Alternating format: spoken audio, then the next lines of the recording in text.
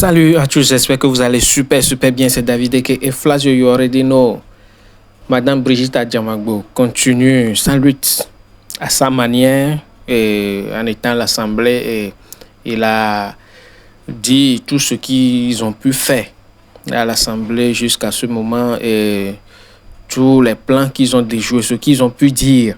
Bon, je ne vais pas trop parler et surtout, ils sont plutôt forts, très forts en ce moment. Donc, je vais vous laisser suivre l'émission en intégralité et merci de vous abonner, liker la vidéo. On est ensemble.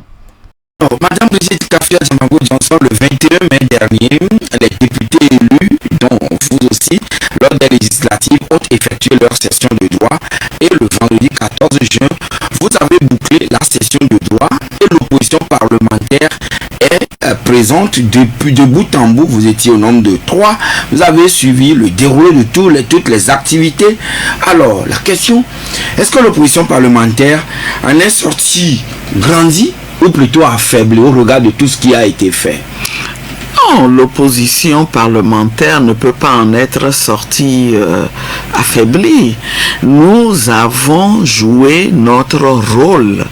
Vous avez vu comment, dès le début, nous avons dit de manière claire et distincte, au nom des Togolais, de l'immense majorité des Togolais, que la constitution de 2024 qu'on veut utiliser comme socle de l'action parlementaire, c'est une constitution qui est rejetée par les Togolais, qui est contestée et qu'on ne peut pas utiliser.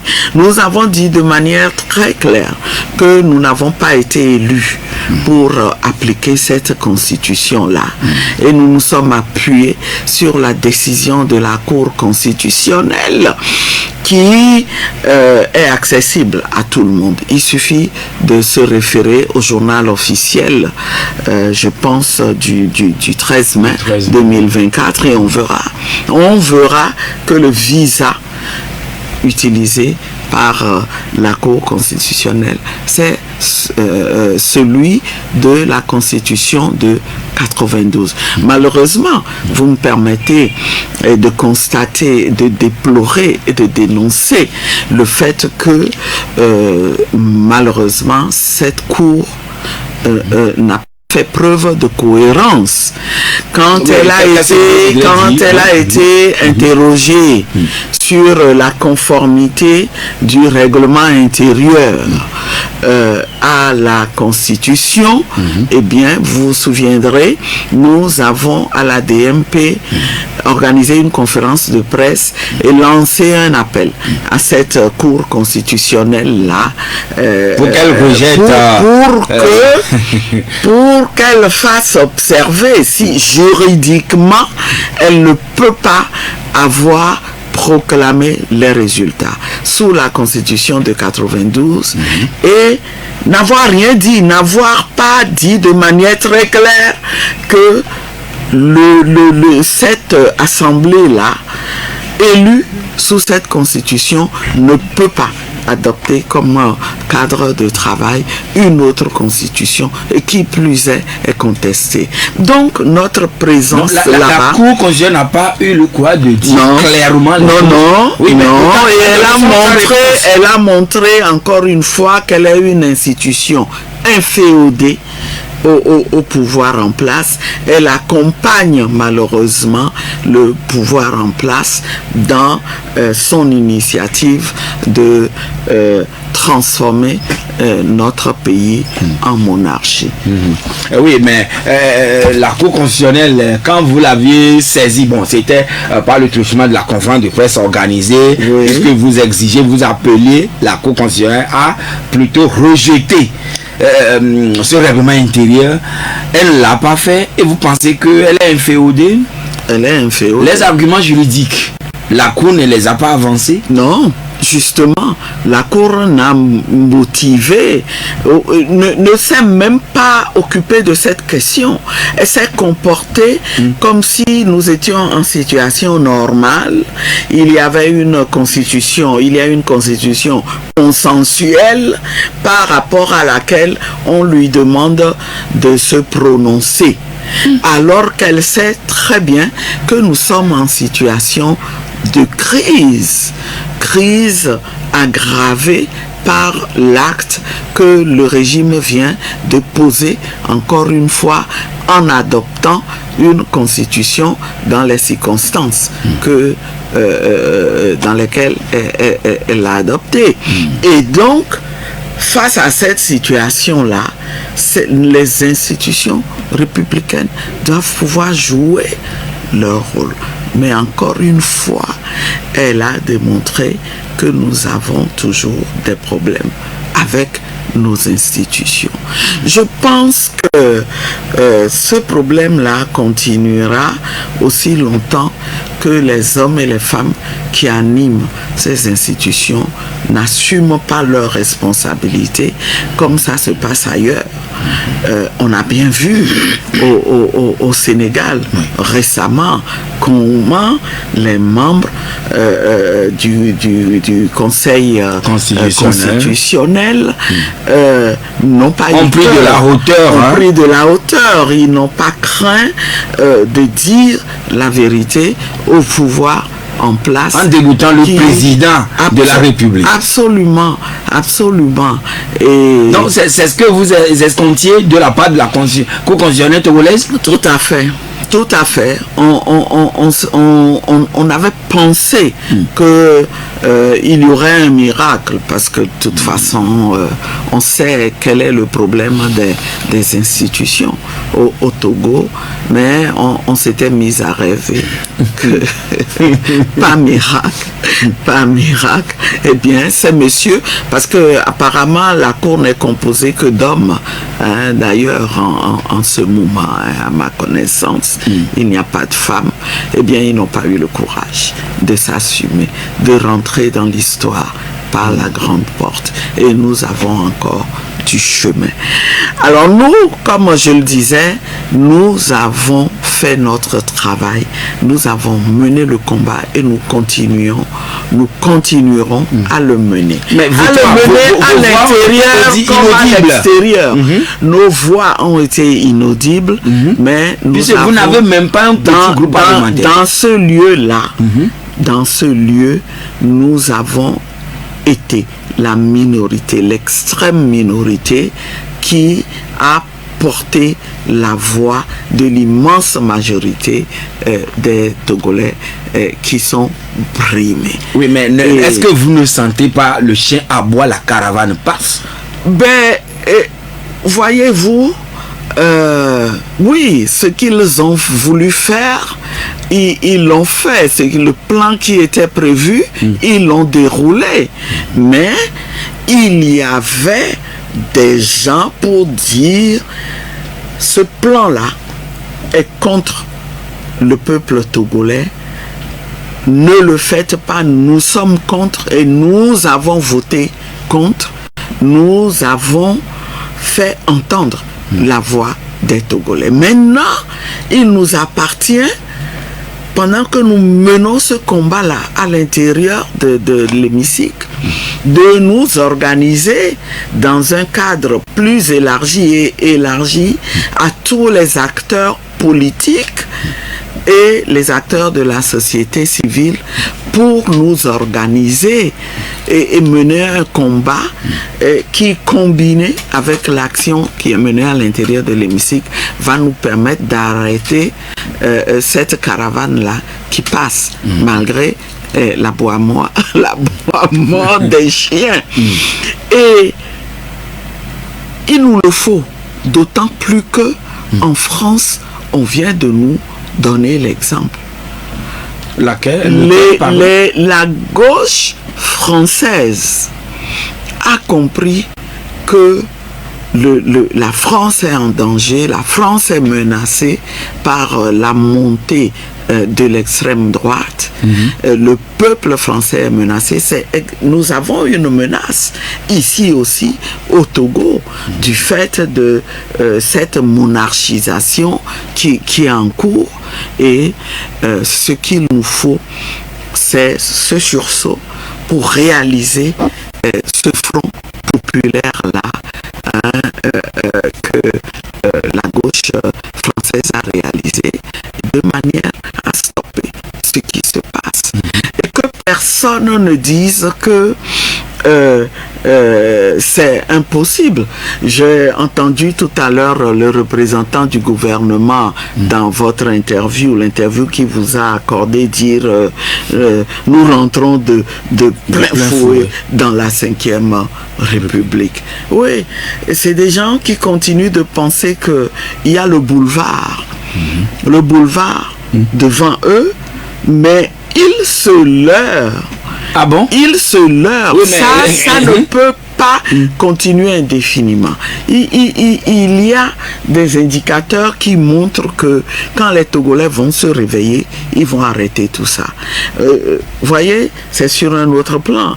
Je n'en veux pour preuve que le mouvement des cotonculteurs qui ont dû se réveiller eux-mêmes alors qu'il y a des autorités gouvernementales dans ce pays dont le rôle était de défendre les intérêts de ces cotonculteurs. Ils ont dû batailler, ils ont dû taper du poing sur la table. Il a fallu qu'ils se lèvent, qu'ils tapent du poing sur la table pour que on sache que il y a un problème dans leur secteur et qu'il y a un chef d'État dans ce pays.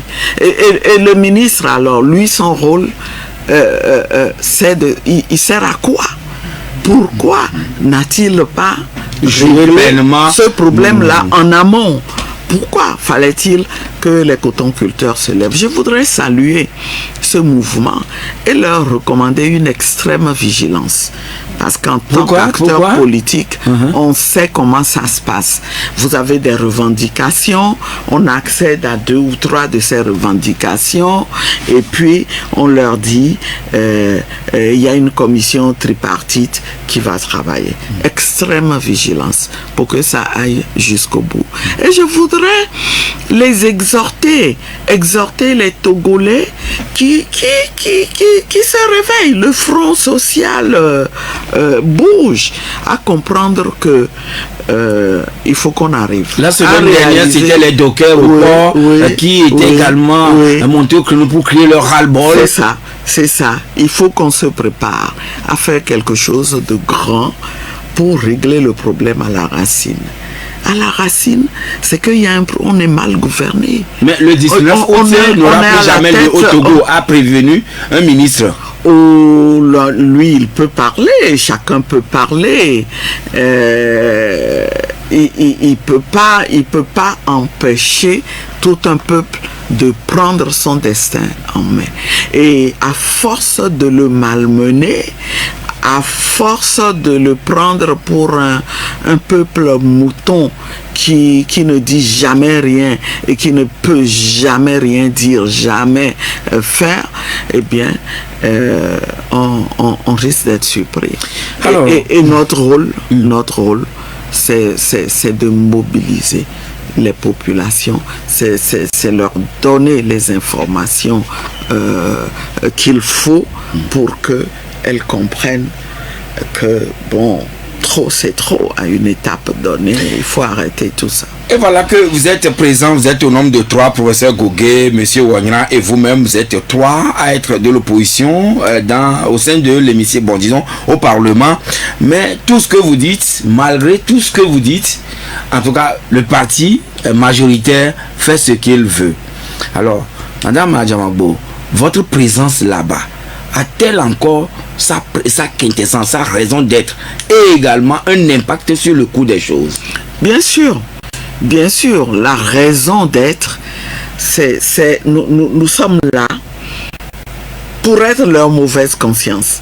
Vous savez, j'ai vu circuler ces jours-ci des images de la séance, des séances que nous avons eues à l'Assemblée. Je pense qu'il y avait des images de la séance au cours de laquelle le règlement intérieur a été adopté, et puis de celle qui a suivi. En tout cas, il était question de passer au vote. Et j'ai vraiment apprécié le fait qu'on ait opposé des images du groupe Unir, dont les élus avaient tous la main levée, et puis moi qui étais dans l'angle aussi, et qui avait été photographié, et qui les regardait faire, pas les mains levées, mais comme pour leur dire, les Togolais ne sont pas d'accord avec ce que vous faites. Et ils vous diront également qu'eux aussi, ils sont appuyés par des Togolais, puis ce sont des Togolais qui les ont élus. Des Togolais extrêmement minoritaires, parce qu'on a vu comment ils ont été élus, entre guillemets. Et j'ai déjà eu à dire qu'en réalité, les 5 élus qu'on a attribués à l'opposition, eux-mêmes, ils savent qu'ils pèsent davantage que les 108 qu'ils se sont attribués, parce qu'ils ont derrière eux davantage de Togolais que ceux qui sont derrière les 108. Mais c'est très clair, on peut user de subterfuges, bourrer les urnes, trafiquer les résultats, payer ceux qu'on a affaiblis, pour influencer leur vote, pour les amener à poser un acte irréfléchi l'instant d'un vote. Mais la réalité est là. La réalité, c'est que ce régime est désavoué par l'immense majorité des Togolais, y compris des gens qui jouent à ce jeu.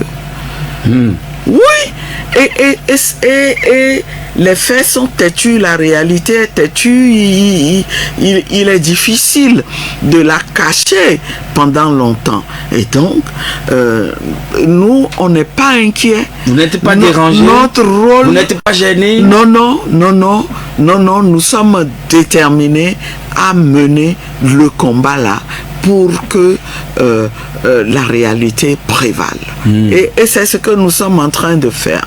Donc, vous me demandez si cette présence-là a un impact. Oui. Bien sûr que ça a un impact. Mais nous ne le voyons pas. D'abord, c'est là... Oui. Non, attendez, il y a des changements qu'on ne voit pas à l'œil, mais vous reconnaîtrez que c'est la première fois que les Togolais, dès le démarrage des travaux à l'Assemblée, sont informés de ce qui se passe et sont mieux informés que par le passé de ce qui se trame. Mais vous ne risquez pas de jouer le rôle de porte-parole de l'Assemblée nationale, ou bien d'aller faire la restitution de tout ce qui se passe là, tout le temps, en lieu et place? Mais ils sont... On est un élu, tout élu est redevable.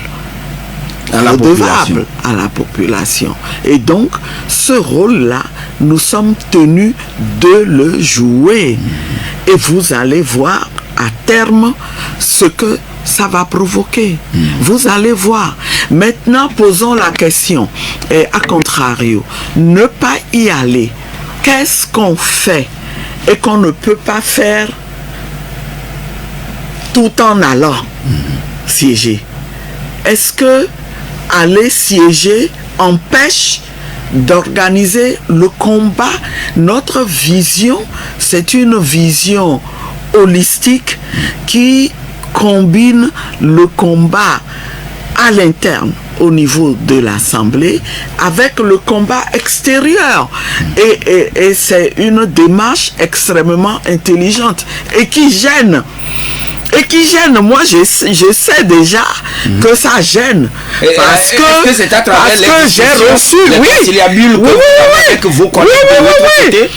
j'ai reçu des observations en commission au cours des travaux où il était question de déplorer le fait que certains se dépêchent d'aller rapporter à l'extérieur des choses, hein, et on en profite pour dire, on ne dit même pas exactement comment ça s'est passé, et j'ai répliqué presto en disant je suis ici, je me sens investi par les Togolais, et que moi là, tant que je serai ici, je dirai tout ce que vous faites là-bas. Ce qui se passe là-bas. Et il faut que les Togolais sachent pour qu'ils prennent leurs responsabilités. Alors, pourquoi l'opposition n'a aucun membre dans le bureau de l'Assemblée nationale, les 13 membres? Alors, madame, nous allons vous reposer la question tout à l'heure après la pause. Le bureau de l'Assemblée nationale a été élu la dernière fois. À la grande surprise des Togolais, l'ancien bureau de l'Assemblée nationale, aucun n'a été reconduit. Mais chose surprenante aussi, vous n'avez pas de groupe parlementaire et aucun représentant de l'opposition parlementaire dans ce bureau. Comment les choses se sont passées? Oh, vous savez, tout ça dénote de ce que nous ne sommes pas dans une situation normale au Togo. Et je dirais aussi que pour ce qui est du bureau, c'est leur cuisine interne qui a prévalu. Les textes, on les adopte pour la forme parce que ce qu'il faut se dire, c'est que le nouveau règlement intérieur, tout comme les règlements intérieurs passés, c'est-à-dire celui de 2019, arrimé à la Constitution de 92, prévoyait déjà que le bureau de l'Assemblée nationale reflète la configuration politique de l'Assemblée. Et il y a eu un débat intéressant, mais qui nous donnait déjà des indications pendant qu'on travaillait sur le règlement intérieur. Dans la commission spéciale. Dans la commission, parce que l'article, il y a un article qui dit que la composition du bureau doit tenir compte du genre, en s'efforçant de refléter la configuration politique. On a dit, mais c'est quoi? En s'efforçant là. Pourquoi est-ce que ce n'est pas plus simple de dire que ça doit tenir compte du genre et ça doit refléter la configuration politique? Alors, vous ne pouvez pas vous imaginer, ils ne voulaient pas. Donc ça a donné, ils disent non. En s'efforçant là, c'est qu'on veut inciter les gens à faire l'effort de... Bon, on a compris qu'ils ont mis cette formule là-bas pour leur donner le pouvoir discrétionnaire de faire ce qu'ils veulent. En réalité, ce qui s'est passé, c'est qu'ils ont vu que ils font face à des représentants de l'opposition qui ne sont pas manipulables, qui ont montré qu'ils sont là pour poursuivre le combat pour la démocratie au Togo, pour défendre les intérêts des Togolais. Alors, dans ces conditions, ça peut être très gênant d'avoir ces gens-là dans leur bureau. C'est ce qu'ils ont compris. Et à la DMP, nous disons tant mieux. Les choses sont claires. Les choses sont claires. Et puis à l'extérieur, dans les rencontres avec les autres assemblées, on comprendra que nous n'avons pas une assemblée démocratique au Togo, nous ne sommes pas en démocratie, qu'en réalité nous faisons face à une situation d'assemblée monocolore et que c'est par accident que au terme d'un scrutin de liste à la proportionnelle, que il y a eu 5 rescapés, alors que c'est un type de scrutin. 5 rescapés, Oui, dites-vous? Oui, oui, il faut le dire, parce que la volonté c'était de tout rafler, hein, par tous les moyens, on s'en fout de ce que ça peut avoir comme conséquence, et c'est peut-être par accident qu'ils se sont dit quand même ce serait trop gros, laissons quelques sièges.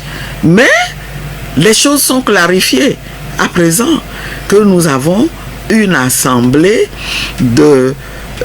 composée uniquement d'élus entre guillemets unir, avec des témoins, des porte-voix du peuple qui sont là pour dire, pour l'histoire, ce que vous faites là est contre le peuple, et le dire à chaque fois, le proclamer haut et fort, et pour informer le peuple, avoir accès au dossier et savoir comment les gens s'organisent, Oui, uniquement pour se maintenir au pouvoir. Oui, voilà qu'un bureau 100% unir, Parlement dominé par unir. Alors, comment les travaux vont se passer? Est-ce que au cours des séances, c'est unir seul qui aura le temps quand la montre va tourner et puis parler et ça s'arrêtera là? Comment les travaux vont se passer à l'Assemblée nationale finalement? Ben, écoutez, ils n'ont pas voulu qu'il y ait un groupe parlementaire de l'opposition. Mais quand on est déterminé, on utilise tout espace pour arriver à atteindre ces objectifs. Non, vous aurez droit quand même au chapitre? Mais nous avons le droit de demander la parole. Le temps de parole sera très minime. Il s'agira d'être stratégique pour aller à l'essentiel et continuer à relayer cet essentiel-là dehors. Qu'on ne compte pas sur nous pour qu'on ferme la bouche. Non, au contraire, les débats vont être portés à l'extérieur pour que les Togolais sachent ce qui se fait en leur nom. Et donc, on ne ratera aucun temps de parole. On sera dans les commissions.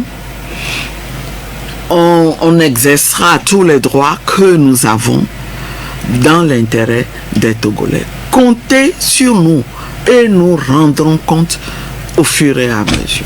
92 02 80 63 99 70 70 90. Vous nous écoutez et vous avez certainement une question à poser à madame le député. Madame, monsieur, vous êtes le bienvenu et nous avons monsieur Pelé qui est très présent sur Victoire FM tout le temps. Alors Pelé, bonjour. Oui, c'est le devoir des citoyens. Ah bon. Ah oui. Madame, bonjour. Bonjour, vous avez chers combattants. Le soutien du peuple togolais de Saint-Cassé à Djankassé. Merci beaucoup. Et automatiquement, on a compris qu'il y a le bureau. Bientôt, il y a les échappes. Avec ça, là, la place, votre place n'est plus là. C'est dans les rues, dans les marchés, dans les hameaux, là où tout ce qui se passe dans ce pays. Hier seulement à Cotonou, on a vu l'ouverture d'un grand marché de Kadiaou. Comparez ce marché au marché d'Arankopé.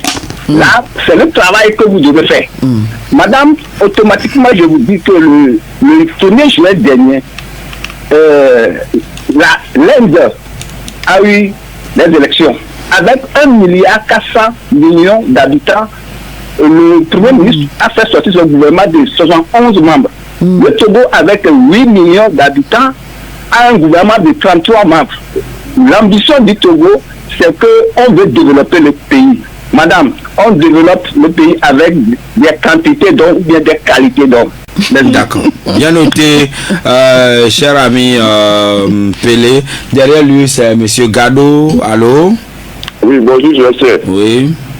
Madame, bonjour. Oh, monsieur Gado, bonjour. Comment vous allez?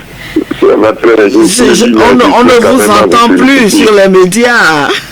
Oui, mais vous savez, pour votre décision d'aller saisir, je ne suis pas contre. Je vais parler trop loin, mais je ne suis pas contre. Je vous félicite. Mais ce que moi je voudrais dire, l'UNI a gagné 100%, madame. Bon, pour le plan politique, je comprends que l'UNI a tout fait à tout prix. Mais je vous demande de talonner l'UNI par tout le monde pour le bien-être des Togolais. Si vous appelez les gens pour la vie chère, inondation, tout ça, nous allons sortir. Parce que sur le plan politique, ils ont tout verrouillé. Il faut talonner l'UNI par tous les moyens pour que le bien-être congolais soit fait. Merci, bonne journée. Bien noté, cher ami Gado. Merci, nous accueillons le troisième intervenant. Il s'agit de Madame Essi. Oui, bonjour. allô, bonjour. Oui. Bonjour, Bonjour, cher le compatriote. combat Oui, bonjour. Oui. Comment vous allez? Oh, bon, on est là, quoi. On est là. Puis voilà. Il faut rester déterminé. C'est terminé, voilà. On n'arrêtera jamais de parler de ce Togo là. Partir. Oui, Merci voilà. pour ce que vous faites. C'est que du remake. Hein. Tout ce qui se passe depuis la nuit des temps, depuis 60 ans, c'est la même chose. Que les institutions sont inexistantes, phagocytées, tout ce qu'on veut, et puis la monarchisation rampante depuis très longtemps, qu'on a confirmé la dernière fois. Et puis voilà. Je veux dire aussi que en 2018, là, il y a eu plus d'1 million dans les rues. Plus d'1 million de Togolais. Mais le régime s'est démerdé pour rafler 100% des députés, comme la dernière fois, où les gens décriaient la constitution, la nouvelle quoi, la énième nouvelle. Et puis, ils ont encore raflé 100%, ils vous ont filé que 1. Et puis, ça veut dire quoi? Et puis, on a eu 27 députés de l'ANC qui proposaient des lois dignes pour les gens, pour le pays, qu'on rejette. Ils ont eu le truc jusqu'à en virer 9 dedans. Que des dérives sur dérives, un tonne de délits. Pourquoi vous ne portez jamais plainte à notre tribunal, hein, pas à la CEDEAO? On a un tribunal au Togo ici. Portez plainte là-bas. Et s'il y a des cancres qui font leur malin, ils seront aussi dedans. D'accord. Portez plainte, c'est tout. Merci beaucoup, Madame Essi. Nous accueillons notre auditeur qui est en ligne. Allô? Oui, allô? Oui, bonjour, Monsieur Komlan. Bonjour. Oui. Bonjour, cher compatriote. Je voulais tout simplement encourager Madame Adiamabo et je lui assure de mon soutien et je lui dis que le vrai peuple est derrière elle. Merci. Merci beaucoup, cher compatriote. Bien noté, Monsieur Komlan. Et bonne journée à vous. Nous accueillons un autre auditeur qui est en ligne avec nous sur le 92 02 80 63. Ah d'accord. Voilà. Merci. Alors, Pelé dit, vous avez le soutien du peuple. Même chose de la part de Monsieur Komlan qui est là pour vous encourager, vous soutenir que le vrai peuple est derrière vous. Votre place désormais, ce n'est pas seulement à l'Assemblée nationale, mais aussi dans les rues, dans les marchés, un peu partout pour sensibiliser la population. Oui. Je pense que je voudrais vraiment remercier mes compatriotes qui ont pris la parole ce matin et dire que globalement que je suis d'accord avec eux tous. Je pense que comme Pelé l'a dit, on n'a pas besoin d'un gouvernement pléthorique pour agir. Pour une population d'1,4 milliard, on a seulement 77 membres de gouvernement. Absolument. Et donc, espérons que ce message sera entendu et que cette fois-ci, eh bien, le gouvernement que ce régime va sortir sera plutôt un gouvernement de qualité comme il l'a souhaité et dont les membres comprendront qu'ils doivent délivrer. Les Togolais attendent des résultats. Les Togolais attendent des changements dans leur vie quotidienne. Et si vous êtes pro, a proposé d'intégrer plutôt le gouvernement et laisser l'Assemblée. Mais direz? Comment vous pouvez, cette question-là même peut vous venir à l'esprit? Est-ce que les choses ne sont pas claires? Les partis en présence sont bien positionnés. Maintenant, vous imaginez que cette situation-là puisse se présenter? Non, chacun jouera son rôle. Ils veulent se maintenir au pouvoir. On va les pousser. Comme le compatriote Gado l'a dit. Donc, quelles que soient les discussions, quelles que soient les ouvertures, on les poussera à faire leur travail. Vous allez les talonner. Ils ne prendront personne comme caution pour continuer à mal gouverner ce peuple. Il faut qu'on les amène à s'occuper. En attendant de partir. Alors, on est unis par tous les moyens légaux pour le bien-être de l'ensemble des populations. Absolument, je suis totalement d'accord avec lui et nous jouerons notre rôle sur ce plan. Les commissions, maintenant que le bureau est mis en place, on va poursuivre l'organisation de l'Assemblée. Les commissions vont être mises en place et tout. Et nous comptons faire notre travail. D'abord, nous répartir dans les commissions essentielles, mais aussi, puisqu'on a droit qu'à une commission par élu, mais comme on a le droit de participer sans voix délibérative aux travaux des autres commissions, mais faites-nous confiance, ça ne va pas être de tout repos. Il y a des problèmes au Togo. Les Togolais veulent le bien-être, mais les Togolais ne veulent pas être opprimés non plus. Les Togolais attendent que cette question de détenus politiques soit résolue. Et nous avons un rôle à jouer dans ça. En député, il ne suffit pas de se comporter comme des gens qui sont dont le rôle est tout simplement d'aider une famille à se maintenir au pouvoir et à créer une monarchie. Qu'est-ce que nous disons? Si et voilà, pour Madame Messi, ces monarchisations rampante, c'est ce à quoi nous assistons au Togo selon elle. Et elle dit, elle ne comprend pas pourquoi, pendant que des millions de personnes descendent dans les rues, mais c'est le parti contesté qui gagne pratiquement à 100%. Et elle a enchaîné en disant, aujourd'hui on assiste à des dérives sur dérives, pourquoi ne pas porter plainte au tribunal de Lomé, non à la CEDEAO? Le système judiciaire est malade.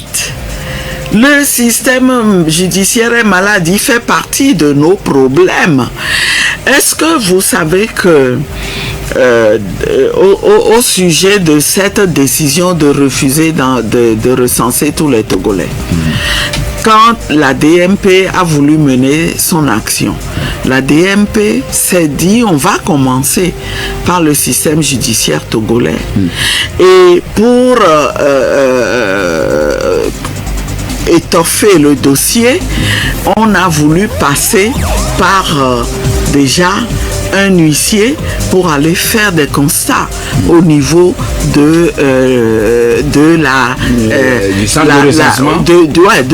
la CELI concernée. Hein? Et donc, l'huissier qui allait rencontrer le président de cette CELI, qui se trouve être le président du tribunal, qui va recevoir notre action. Après cette rencontre, il s'est désengagé. Il est venu nous dire, il a fait appeler la compatriote qui a voulu engager l'action pour lui dire, venez chercher votre avance. Ce travail-là, je ne le fais plus. L'huissier? Oui. Et c'est suite à ça, c'est quelque chose que nous avions dénoncé.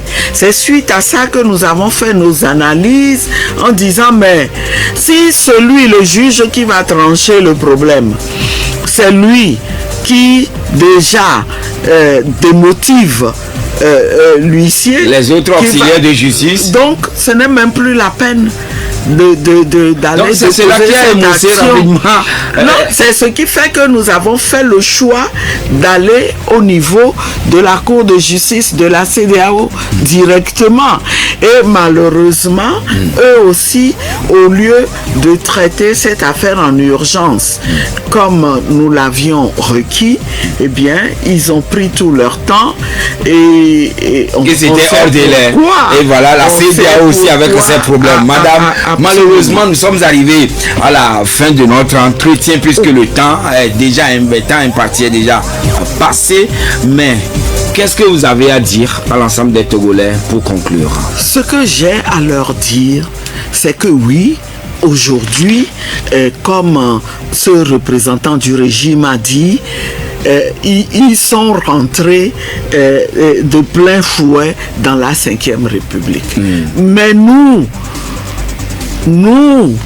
qui contestons cette 5e République, jamais au grand jamais, nous ne devons considérer que c'est une situation établie désormais, scellée dans du ciment. Nous devons toujours garder notre détermination. D'accord. Et jusqu'à présent, vous avez toujours voté contre la loi, est-ce que ce sera le même schéma jusqu'à la fin? Absolument. Nous continuerons à voter contre tout ce qui ne va pas dans l'intérêt des Togolais et contre tout ce qui va dans le sens de l'application de cette constitution-là. La 5e République. C'est notre ligne politique, notre ligne d'action. Et nous ferons attention pour qu'il n'y ait aucune incohérence politique, pour motiver, mobiliser les Togolais afin que nous puissions gagner ce combat-là.